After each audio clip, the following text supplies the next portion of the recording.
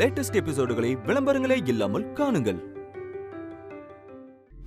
அதெல்லாம் சரி, ஆனா அத்தை ஏதோ வேற மாதிரி சொல்றாங்களே. நான் ஏதோ தற்கொலை முயற்சி பண்ணேன், விஷம் குடிச்சேன்ல சொல்றாங்க.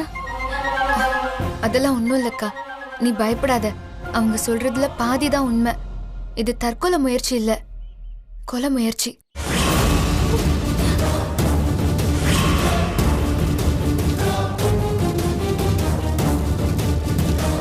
நீ சாப்பிட்டதுல விஷம் இருந்திருக்கு.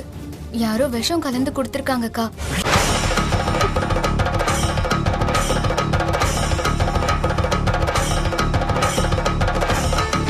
ஆனா எதுல கலந்து கொடுத்தாங்கன்னு தான் தெரியல.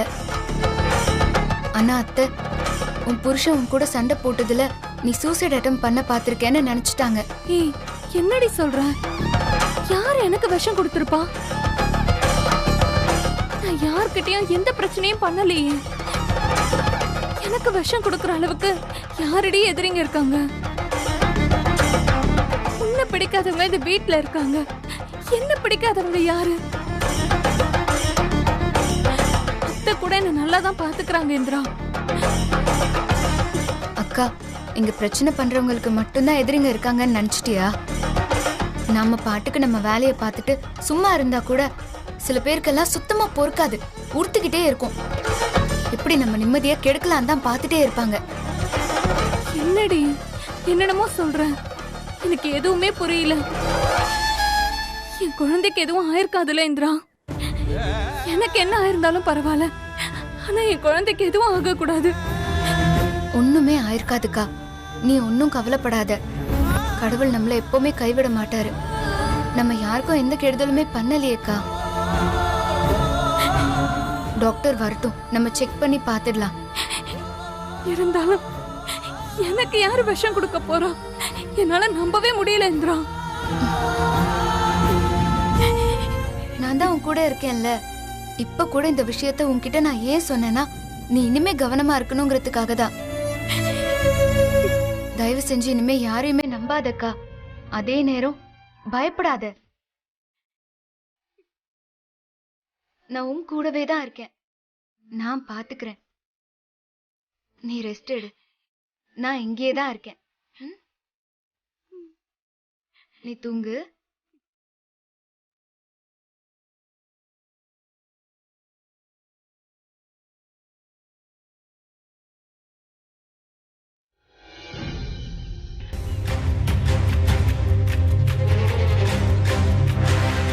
இன்னைக்கு ஏதாவது ஒரு முடிவு எடுத்துட வேண்டியதா?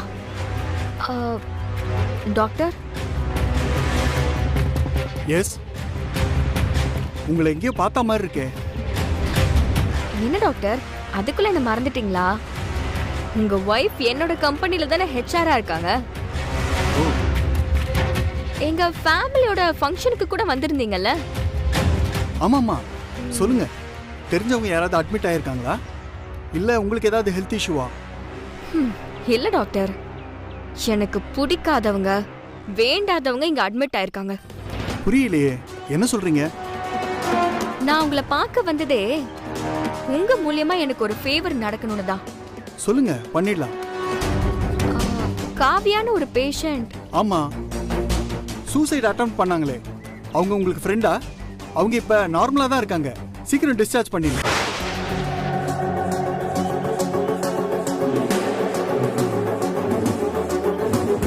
நல்லா ஆயிட்டாளா? அவங்க விஷயமா தான். ஏன், என்னன்னு சொல்லுங்க. ஏன் தயங்குறீங்க? அது ஒரு பெரிய கதை டாக்டர், அதை விட்டுருங்க. எனக்கு தேவையான விஷயத்த நான் ஸ்ட்ரெயிட்டாவே கேக்குறேன். காவியா நார்மல் ஆயிட்டான்னு சொல்றீங்க டாக்டர். மெடிக்கல் ரீசன் ஏதாவது யூஸ் பண்ணி காவியா வயித்துல வளர குழந்தை அபார்ஷன் ஆயிடுச்சுன்னு சொல்லி குழந்தைய அபார்ட் பண்ண முடியுமா? வாட் நான்சென்ஸ், என்ன சொல்றீங்க? நீங்க ஒண்ணு சும்மா பண்ண வேண்டாம். நான் இந்த ஹாஸ்பிட்டல்ல பெருசா கட்டுறேன். எவ்வளவு வேணா பணம் தரேன். நீங்க உங்க ஃபேமிலியோட ஸ்விட்சர்லாந்துக்கு போயிட்டு வர நான் ஃபுல் ஸ்பான்சர் பண்றேன் டாக்டர். நீங்க காவிய வயித்துல இருக்கிற குழந்தைய அபார்ட் பண்ணா மட்டும் போதும் டாக்டர். அதான் அவங்களே வந்து அட்மிட் ஆயிருக்காங்கல்ல. சாதாரணமா நீங்களா சொல்லி ஏதோ நடந்த மாதிரி குழந்தைய அபார்ட் பண்ணிடுங்க டாக்டர்.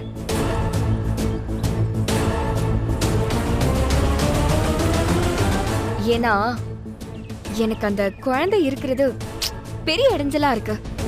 இது என் லைஃப் சம்பந்தப்பட்ட விஷயம். ப்ளீஸ் ஹெல்ப் பண்ணுங்க டாக்டர். நீங்க என்ன கேட்டாலும் நான் பண்றேன். ஹலோ மேடம், என்ன நினைச்சிட்டு இருக்கீங்க? டாக்டர்ஸ்லாம் ஹாஸ்பிட்டல் கட்டுறதுக்கும் ஃபேமிலி ட்ரிப் போறதுக்கும் பணம் வாங்கிட்டு என்ன வேலை ஒன்றா பண்ணுவாங்கன்னு நினைக்கிறீங்களா? நான் கஷ்டப்பட்டு டாக்டர் படிச்சது எல்லா உயிரையும் காப்பாத்துறதுக்கு, உயிருங்களை கொல்றதுக்கு கிடையாது. என் ஒய்ஃபோட வேலை பார்க்குற ஒரே காரணத்தினால தான் உங்களை சும்மா விடுறேன். இல்லைனா எப்பயோ போலீஸை கூப்பிட்டுருப்பேன்.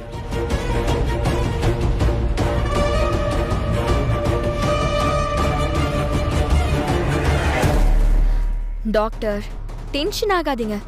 யாரும் பண்ணாததையா நான் கேட்டேன். இடியட், மரியாதை போயிடு. இந்த மாதிரி என்கிட்ட பேசுற வேலை வச்சுக்காத. Get out. இல்ல டாக்டர், நான் உங்களுக்கு 50 லட்சம் ரூபாய் தரேன். நீங்க எனக்கு இந்த ஃபேவர் மட்டும் பண்ணுங்க டாக்டர். ஒரு பொண்ணா உங்களை நினைச்சு ரொம்ப ஃபீல் பண்றேன். உங்க லைஃப்ல எதுவும் ஆயிடக்கூடாதுன்னு. இல்ல doctor. Hey, stop it. Security, security. Sir சொல்லுங்க சார். இந்த லேடியை முதல்ல வெளில போ சொல். சரிங்க சார். இனிமே இந்த காம்பவுண்ட்லயே பார்க்க கூடாது. Get lost. ஒரு பொண்ணாச்சே போனா போட்டுன்னு பாவம் பார்த்தா இனிமேல் அப்ரோச் பண்ண இமிடியேட்டா போலீஸ்ல புடிச்சு கொடுத்துருவேன். செக்யூரிட்டி சார் எடுத்துட்டு போயா. சரிங்க சார். அம்மா வாங்கம்மா. ஒரு நிமிஷம் நில்லுங்க. என்ன மேடம் இப்படி பண்ணிட்டீங்க?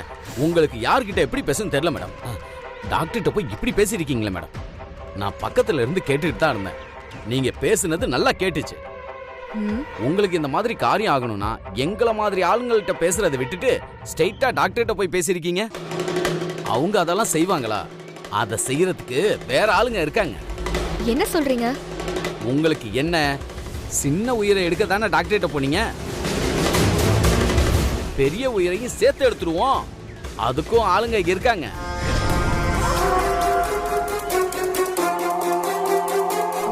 முடியுமா? நீங்க எதை பத்தியும் கவலைப்படாதீங்க மேடம். அதெல்லாம் நான் பாத்துக்கிறேன். கொஞ்சம் என் கூட வாங்க.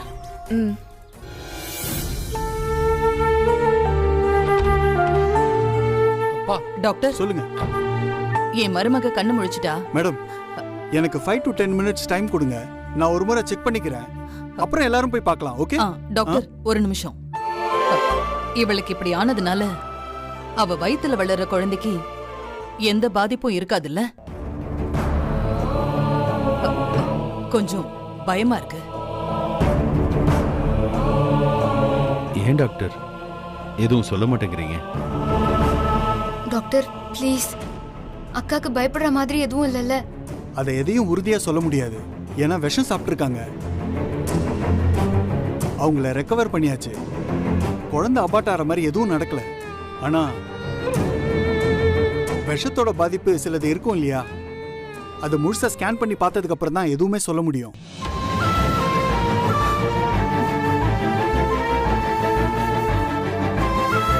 இந்த மாதிரி கேஸ்ல விஷம் குழந்தையோட மூளை வளர்ச்சியை பாதிச்சு மனநல சரியில்லாம கூட குழந்தைங்க பிறந்துருக்கு.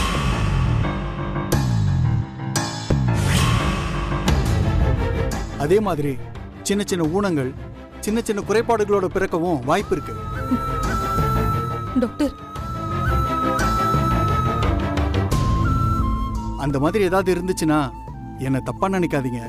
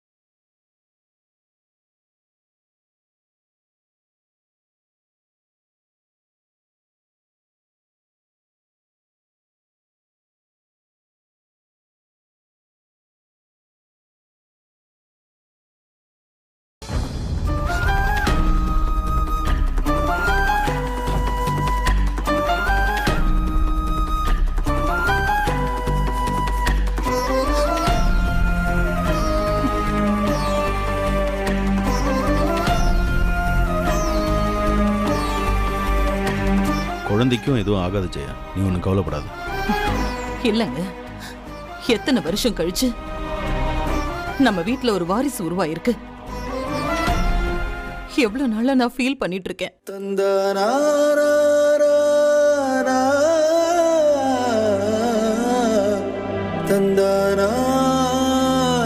மூத்த மருமக, ரெண்டாவது மருமக, யாருக்கும் வயித்துல ஒரு புழு பூச்சி கூட தங்கல. காவியாவுக்கு தான் முதல் முறையா அந்த பாக்கியம் கிடைச்சது. அதுக்கும் எவ்வளவு இடைஞ்சல். அவ உண்டான நாள்ல இருந்தே பிரச்சனை வந்துகிட்டே இருக்கு. டாக்டர் வேற இப்படி சொல்லிட்டு போறாரு. ஏதாவது ஆச்சுன்னா என்னால தாங்கிக்க முடியாதுங்க. அத்தை, எதுவும் ஆகாத அத்தை, நீங்க பயப்படாதீங்க. அம்மா, உங்க நல்ல மனசுக்கு எதுவுமே தப்பா நடக்காது. டாக்டர்ஸ் முன்னாடியே பாசிட்டிவ் நெகட்டிவ்னு ரெண்டுமே சொல்லுவாங்க. ஆனா நம்ம எல்லாருமே தயாரா இருக்கணும்மா. மத்தபடி நம்ம ஃபேமிலிக்கு எதுவுமே தப்பா நடக்காது. ஆமா ஜெயா, நம்ம கும்பிடுற தெய்வம் நம்மளை எப்பவுமே கைவிடாது. நமக்கு எல்லாமே நல்லதா தான் நடக்கும்.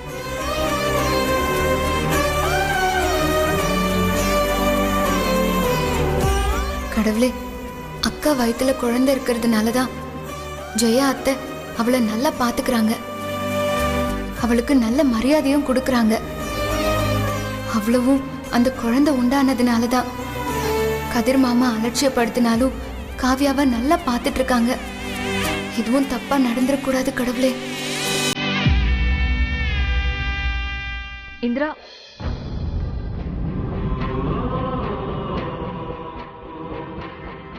எல்லாரும் இங்க டென்ஷனா இருக்கோம். இந்த இந்திரா மட்டும் எங்க போறா? இவளை மட்டும் புரிஞ்சுக்கவே முடியலையே.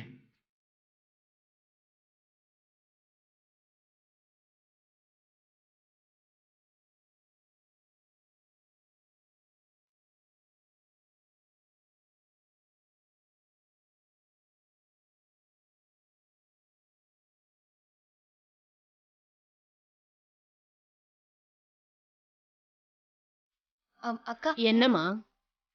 எதுக்கு எல்லாரும் விளக்கேத்தி வேண்டிட்டு போறாங்க? அதுவாமா, இந்த விநாயகர் பேரு பிணி தீர்க்கும் விநாயகர்மா. உடம்பு முடியாதவங்க, சீரியஸா இருக்கிறவங்க எல்லாரும் வேண்டிக்கிட்டு விளக்கேத்தனா நல்லது நடக்குமா. மழை போல வந்தது கூட பனி போல விலகும்மா.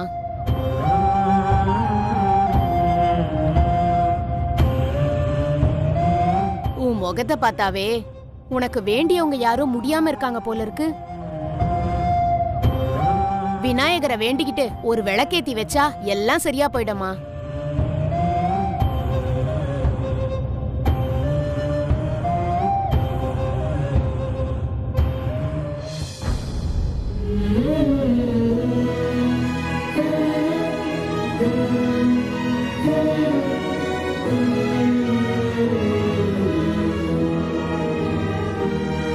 பாவம் இந்திரா ரொம்ப ஃபீல் பண்றா. அன்னைக்கும் குழந்தைக்கும் எதை ஆடக்கூடாதுன்னு சாமி கிட்ட வேண்டிக்கலான்னு வந்திருக்கா போல இருக்கு.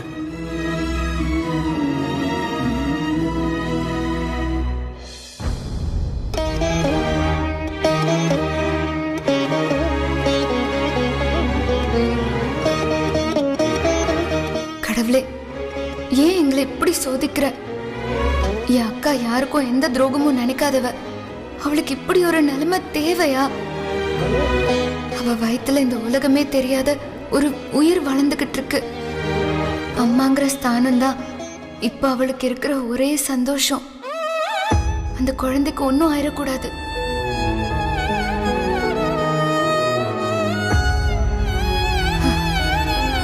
எனக்குன்னு இது வரைக்கும் நான் உன்கிட்ட பெருசா எதுவுமே கேட்டது கிடையாது. இப்ப நான் கேக்குறதெல்லாம் என் அக்காவும் அவ குழந்தைக்கும் ஒன்னும் ஆயிடக்கூடாது.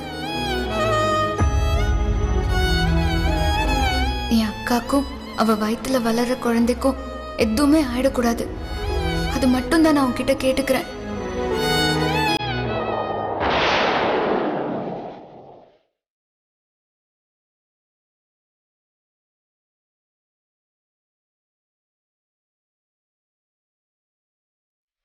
அச்சச்சோ, விளக்கடைஞ்சிருச்சே. இதை பார்த்தா இந்திரா மனசு ரொம்ப கஷ்டப்படுமே.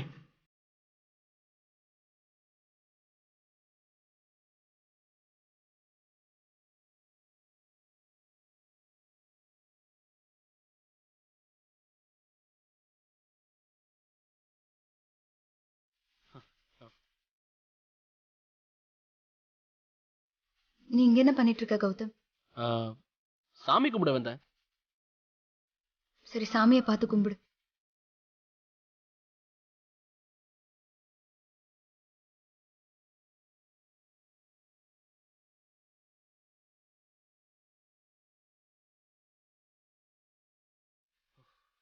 நல்ல வேளை விளக்கு அணைஞ்சதை பார்க்கல. பார்த்திருந்தா இன்னும் அப்செட் ஆயிருப்பா.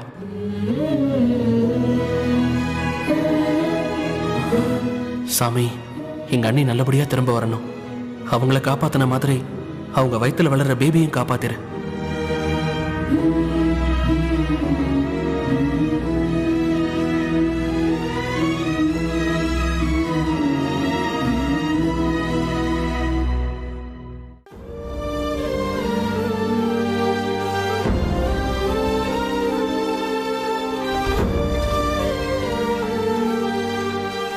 காவியா, என்னம்மா?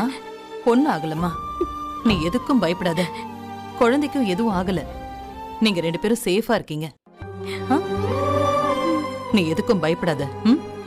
தைரியமா ஸ்கேன் பண்ணிட்டு வா, சரியா?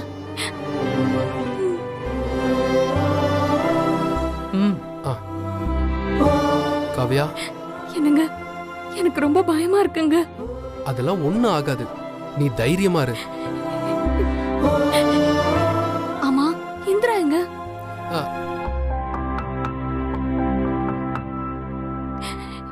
ஒரு நிமிஷம். அக்கா, இந்திரா,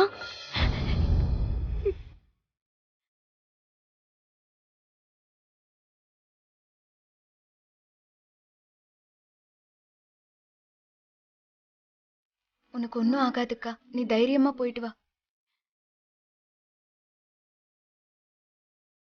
எல்லாம் உனக்கு நல்லதா தான் நடக்கும். அண்ணி, உங்களுக்கு ஒன்றும் ஆகாது. நீங்க தைரியமா இருங்க. நாங்கெல்லாம் இருக்கோம்ல. ஸ்கேன் தானே அண்ணி, 1 ஹவர்ல ரிசல்ட் தெரிஞ்சிடும். நீங்க போங்க சிஸ்டர், கூட்டிட்டு போங்க.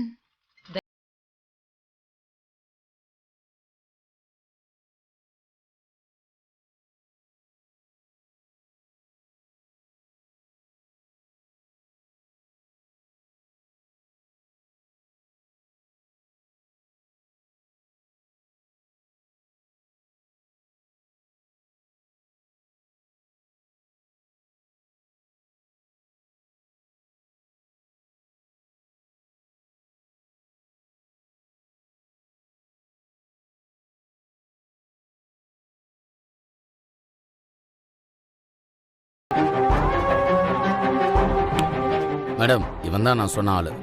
வரான் பாருங்க. என்ன பெருசு வர சொல்லி இந்த என்ன விஷயம்? சூர்யா, அது முக்கியமான காரியம்தான்.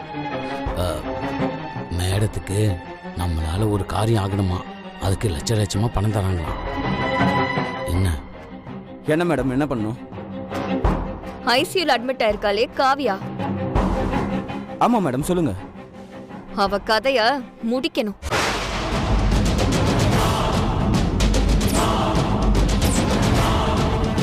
என்ன பெருசு, சின்னதா ஏதோ பண்ணிட்டு இருந்த, இப்ப புதுசா கொலை பண்ற அளவுக்கு இறங்கிட்டிய. வேலை பெருசு தாண்டா. உனக்கு எவ்வளவு வேணும்னு கேளு. ஒரு 5 லட்சம். 10 லட்சமே தரேன்.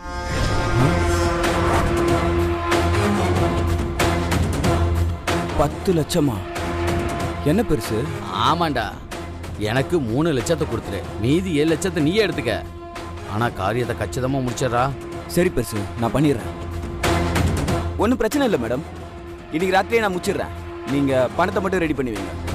நீ விஷயத்தை கரெக்டா முடி. மேடம் பண்ணிடலாம் மேடம். ஒன்றும் இல்லை, பார்த்து ஏதாவது அட்வான்ஸ் இருந்தா கொடுங்க மேடம். இதுல 1 லேக் இருக்கு. இதை இப்போதைக்கு வச்சுக்கோ. நைட் அவ கதையை முடிச்சிரு. நான் கண்டிப்பா முச்சிடுறேன் மேடம். ம்